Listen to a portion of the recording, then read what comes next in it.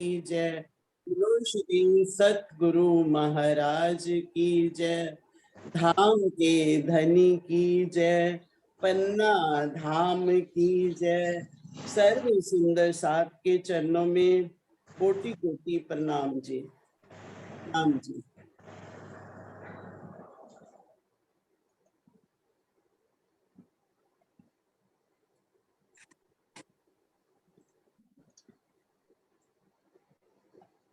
किरण Ben जी कौन 171 चुपाई थी ना? हाँ जी हाँ जी।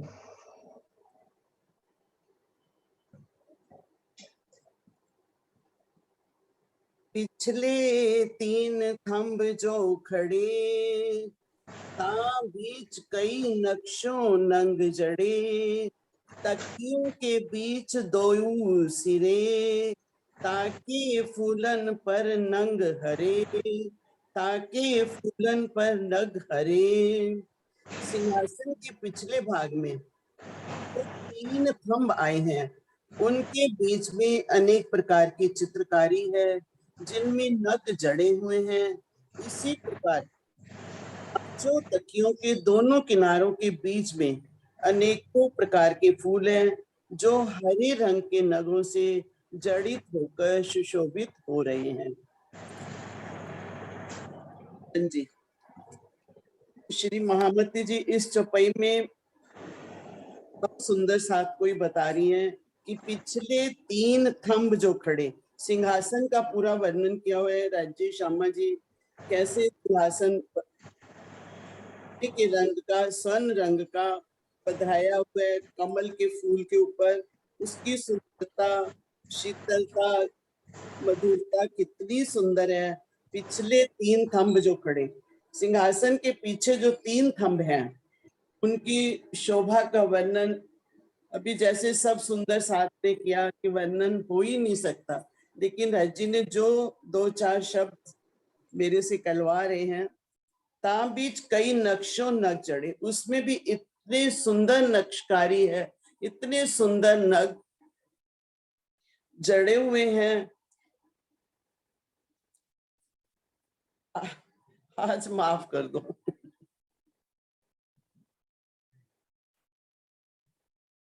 किरण दीदी आप बोलो।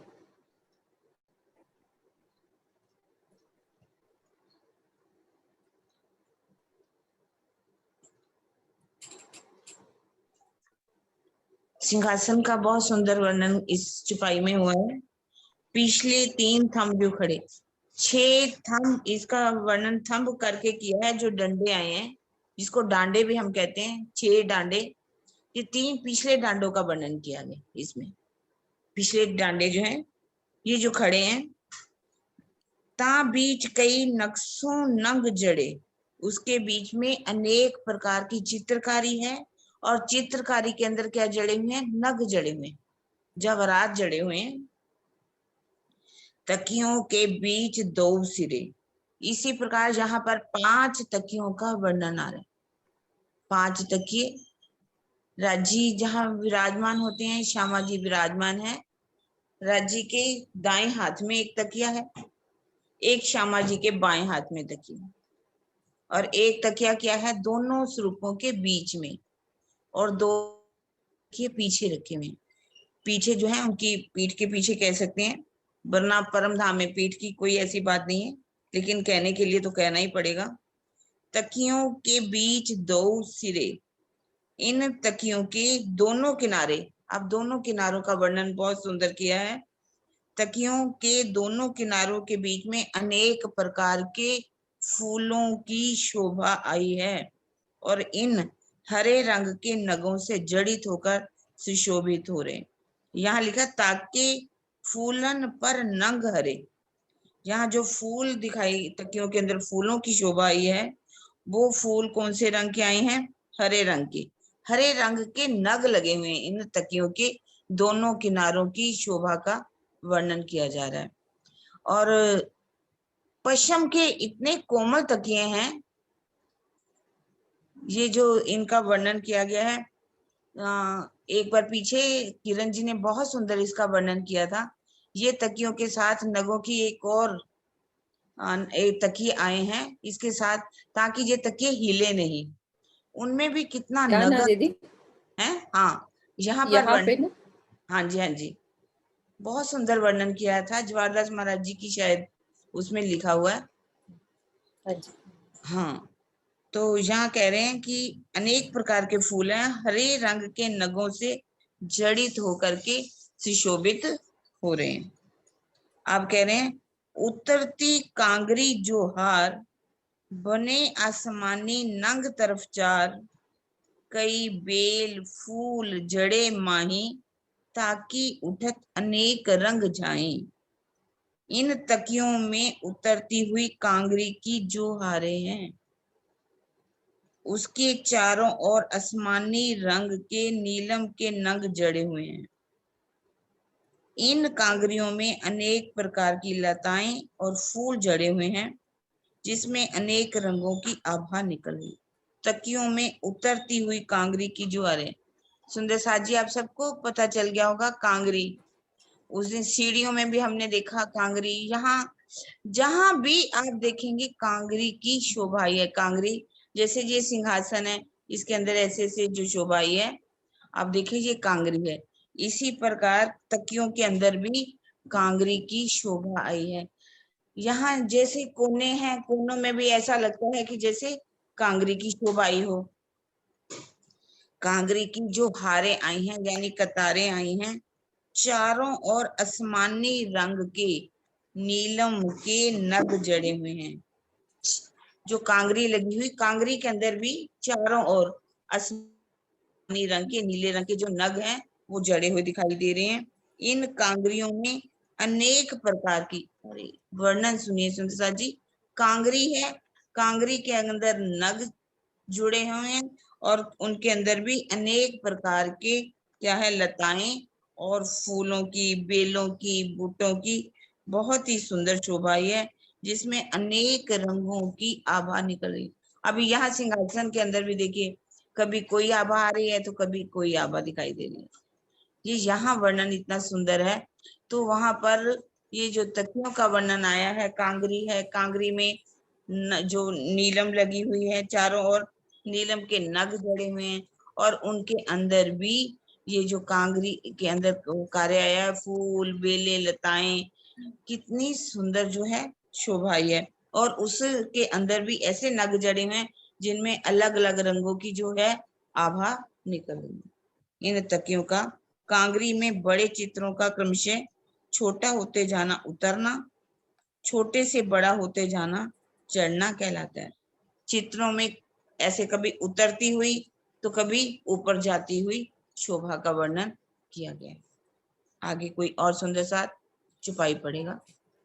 हाँ जी, किसी किसी के पास राजी हैं तो रेज हैंड कर देंगे पढ़ने के लिए, नहीं तो फिर मैं पढ़ूंगी, क्योंकि बाई चांस सूचना नहीं थी ना। हाँ जी, रेज हैंड करेंगे, राजी है तो साथ में। कल सूचना दे दी थी वैसे। दे दी थी दीदी, ओके। हाँ, सुंदर सा जी, हाँ जी, करेंगे। स्वर्णा दीदी, स्वर्णा दीदी को कर दो, बबली को बबीता अग्रवाल कर जी दो। भी हैं। हाँ जी, बबली को कर दो। सोनू, मेरे को इधर से भी सब दिखेंगे नहीं। हाँ जी, स्वर्णा आंटी को किया है। हाँ जी, प्रणाम जी सुंदर साथ जी। कई रंग नंग कहूं केते, हर एक तरंग कई देते, बाई बगलों तकिए दोए, बेला बारीक वर्णन कैसे होए। सिंहासन में अनेक रंगों के नग जड़े हैं, जिनका मैं कहाँ तक वर्णन करूं। प्रत्येक रंग के नग से अनेक प्रकार की तरंगे निकल रही हैं।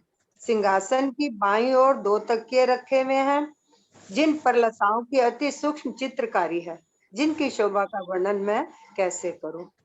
द्रष्टव्य, सिंहासन पर 5 तकिए हैं, 2 तकिए दाएं बाएं, एक बीच में तथा 2 पीछे की ओर।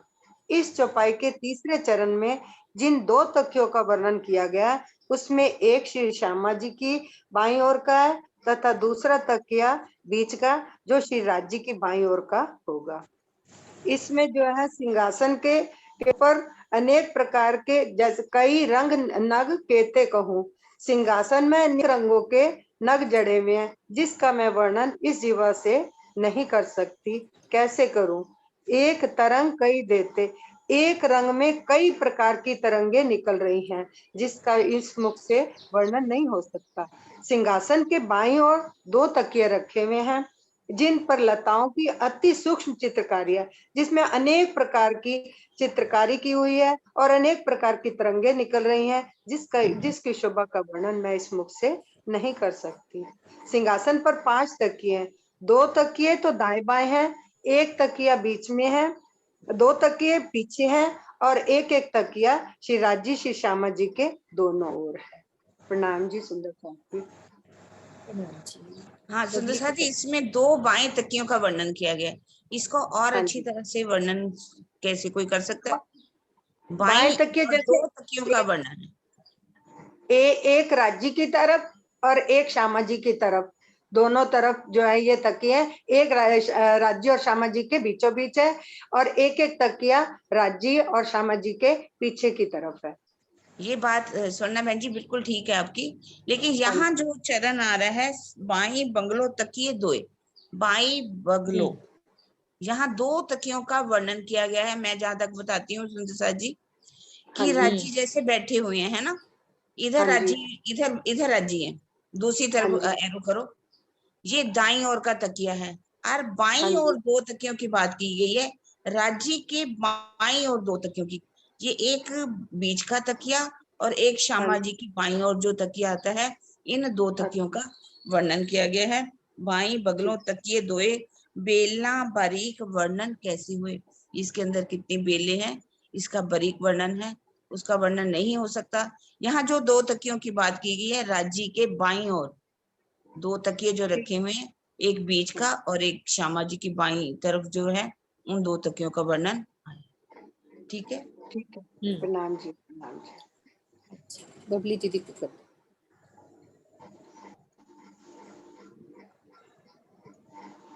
स्वर्णा दीदी आप म्यूट कर लो, आवाज आ रही है।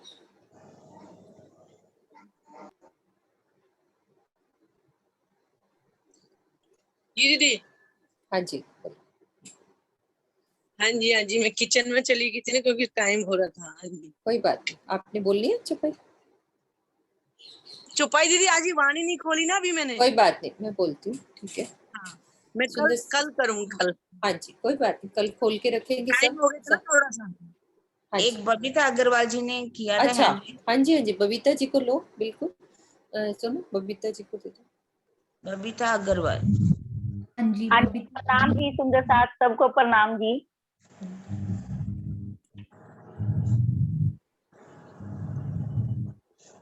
ये जन्म सारे, ये कौन सी सिपाही बोलनी है? ये चाकले की सरकारी नहीं, जो जन्म सारे लोग कहिए। अच्छा जी। जो जन्म सारे लोग कहिए, तो एक नकसो पार ना पइए। पंचरंगी पाटी मिही भरी, के विद खाजली माहे करी। अगर ये उस जगह का वर्णन करा गया है, ये अपने राज्य के जो उनसे सिंहासन का सारा जो सिंहासन का वर्णन करा गया है, भी इसका हम भी जीवन भर भी इस करने पर भी इनकी एक चित्रकारी का पार नहीं पाया जा सकता। इनमें 5 रंगों की निवार में बहुत ही सूक्ष्म प्रकार से चित्रकारी हुई है। इस प्रकार विभिन्न प्रकार से इसका निर्माण हुआ है। जो जिनसे इनकी चित्रकारी का वर्णन करा है 5 रंग की निवार में।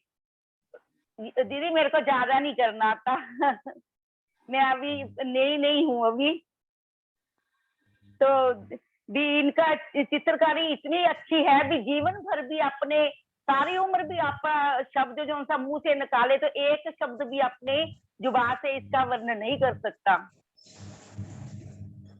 हाँ जी किरण दीदी, अब ये 5 रंगी पार्टी का क्या मतलब है, पूरा क्लियर करो। आप देखिए, आज भी जो पहले निवार बुनी जाती थी ना, हमने वर्णन सुना होगा, जब सेवा शुरू होती है अष्टप्रहर की सेवा बीतक के अंदर, तो वहां पर भी 5 रंगों की पार्टी का वर्णन आया है।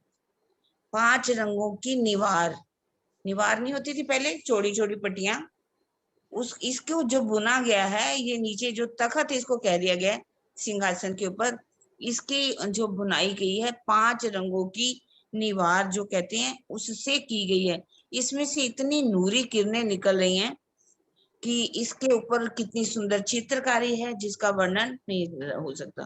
5 रंगों की निवार का बुनाई का वर्णन क्या है, 5 रंगों की बुनाई जो है बहुत ही अच्छी उसमें हुई 5 रंगों की। जैसे भी अभी अभी हम राज्य जैसे पढ़ते हैं तो पीढ़ी देखा है, कई पीढ़ियां बनाई पीढ़ी होती के हैं, ऊपर पीढ़ी के ऊपर किस तरह से निवार से बुनी हुई होती है। कई मंदिरों में बहुत सुंदर रंगों की बुनाई की हुई है उसी आधार पर लेकर के। तो ये तो परम धाम के नूरी पचरंगी 5 रंगों का वर्णन है। तो यहाँ की तो हम यहाँ की बुद्धि से 5 रंगों की कह रहे हैं, मतलब जो निवार की बात की गई है या पट्टी की बात की है, ये तो परम धाम है, नूरी है, तो इसका कितना सुंदर वर्णन होगा। 5 शक्तियां हो गई, 5 सब कुछ 5 5 शक्तियां तो है ही। वो हमारे युगल यहाँ पे परम साक्षात धाम में प्राणनाथ 5 जी ही है ना, राज्य 5 श्यामा की। जी, सखियां, अक्षर हाँ, ब्रह्मा अक्षर लक्ष्मी, ब्रह्म और महालक्ष्मी, 5 तो 5 है। स्वरूप यहाँ पे भी हम देखें तो वैसे ही एक भाव आ रहा है दिल में हाँ हाँ कि हाँ, साक्षात युगल स्वरूप जो हमारे कुंवर जी में विराजमान है, 5 शक्तियां, 5 रंग की पट्टी, 5 ही अपने परम धाम की जो वर्णन आता है, राजी, श्यामा जी, सखियां, अक्षर ब्रह्म और महालक्ष्मी, पांचों मिलकर के एक बन जाते हैं ना। 5 मिल भई एक भई। हाँ जी हम्म। सुंदर सा जी, आप बोलो सुनीता जी।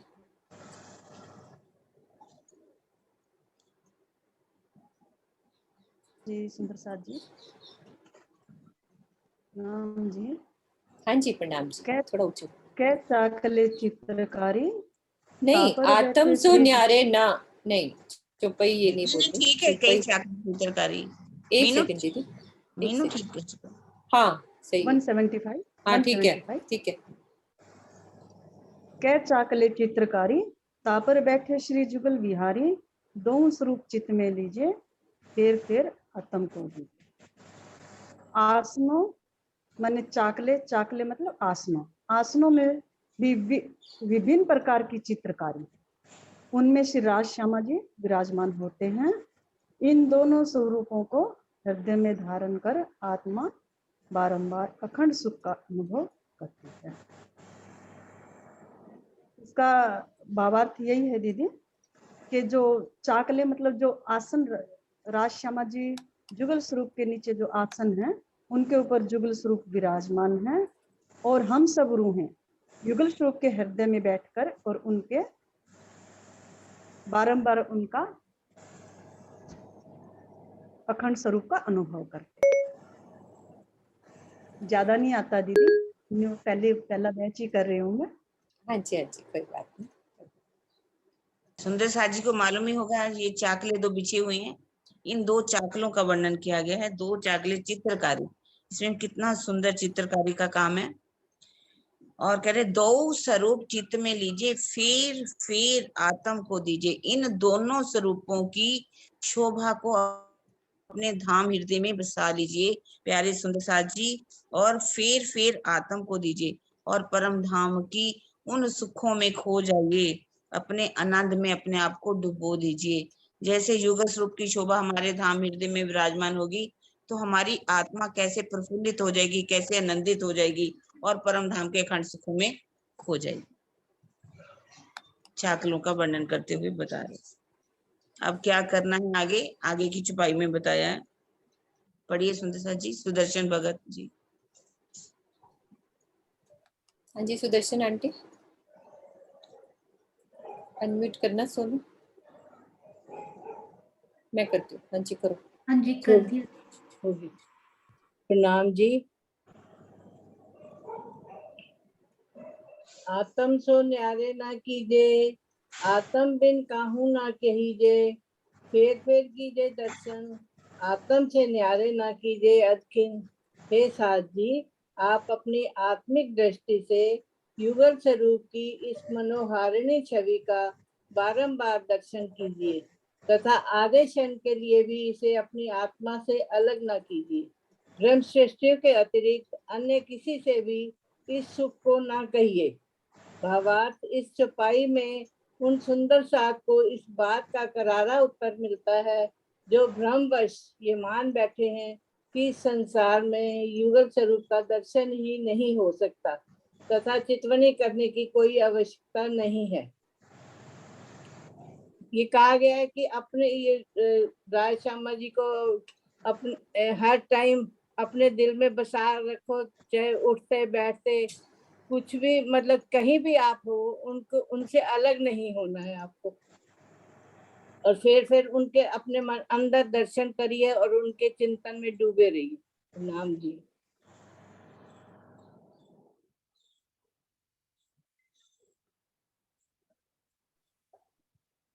हाँ जी मीनू बोलिए इस पर, थोड़ा थोड़ा जी। बोलिए इस पर। आत्म सो न्यारे ना कीजिए, आत्म बिन काहू ना कहीजिए। हे साथी जी, हमें अपनी आत्म दृष्टि यानी कि चितवन के द्वारा, खाली हमने इलम से नहीं लेना, जैसा कि हम चर्चनी में समझ रहे हैं, यहाँ तक ही सीमित नहीं करना। हमें अपने ध्यान के द्वारा, अपनी रूह के द्वारा इस युगल स्वरूप यानी कि मेरे पिया के दर्शन कितनी करनी है, फेर फेर से मतलब कि हमें कभी भी टाइम लगे, जैसे कभी अपनी माया से थोड़ा सा टाइम जब भी लगे, फिर सुरता साधिए, अपनी सुरता को वही मूल मिलावे में रखना है, उनसे फिर अलग नहीं होना हमें। हाँ जी, अलग नहीं होना है। और आत्म से ना की न्यारे ना कीजिए अधखिन। अधखिन का मतलब एक पल के लिए, हमें एक पल के लिए भी राज्य की लाड में एक पल भी उनके बिना रहना नहीं है, उसको अलग नहीं करना है। और ये सब कौन करेगा? सिर्फ ब्रह्म सृष्टियां ही ऐसा कर सकती है। तो हमें ये नहीं सोचना है कि हमें सिर्फ भजन से सब कुछ मिल सकता है, नृत्य से सब मिल सकता है। सिर्फ ध्यान द्वारा ही हम ये सब पॉसिबल है। चितवन का कोई विकल्प नहीं है।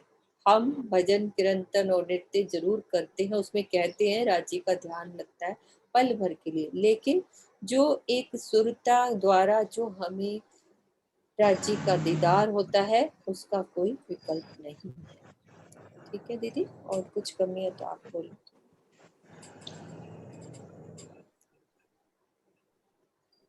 भाव क्या है कि यहाँ पर भी राज्य का दीदार होता है। हम अगर ध्यान लगाएंगे, चितवन लगाएंगे तो हमें अवश्य ही धन का दीदार होगा। ऐसा नहीं कह सकते कि दीदार नहीं होता, यदि कोई कहे तो। इसके लिए उन्होंने कहा, और ये भी है कि इन सुखों को हर समय लोगों सभी सुंदर साथ में बांटते मत फिरिए।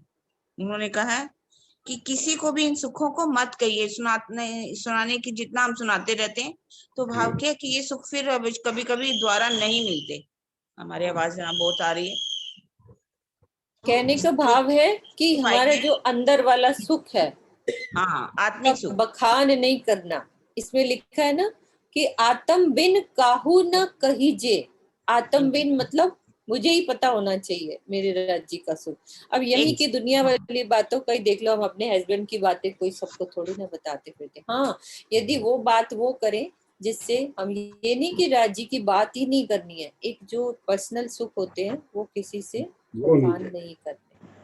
चुपाई है मीठा गुज माशूक का, कहूं आशिक कहे ना कोई, पड़ोसी पन ना सुन सके, आशिक छिपी रोए। मीठा गुज माशूक का, कबू आशिक जो अपने धनी की कुछ बातें हैं वो सुंदर साथ दूसरों को नहीं शेयर करते, नहीं बताते। पड़ोसी पन ना सुन सके, उसके जो पड़ोसी हैं ईश्वरी सृष्टि है या कोई, वो भी नहीं, उनको भी नहीं बताते। पड़ोसी पन ना सुन सके, आशिक छिपी रोए। जो परम धाम की आत्माएं हैं वो छिप करके अपना सुख लेती हैं, आनंद में डूबती हैं। उनका जो है बखान जो है चारों तरफ नहीं करती कि मुझे आज ये मिल गया, मुझे ये मिल गया, राज्य मेरे सामने आ गए, वो मेरे सामने कपड़े धोने लगे, ना जाने सुंदर साथ कैसी कैसी बातें करती। इसी बात को यहाँ पर की। प्रणाम सुदेश दीदी, अब आप चुपई दोहरा दो। हाँ जी, दोहरा दे चुपई। हाँ जी, हाँ जी। आत्म सो न्यारे ना कीजे, आत्म बिन काहू ना कहीजे, फिर कीजे दर्शन, आत्म से न्यारे ना कीजे अधखिन। आत्म से न्यारे न कीजे अदखिन। बोलिए श्री प्राणनाथ प्यारे की जय। सतगुरु महाराज की जय। प्रणाम।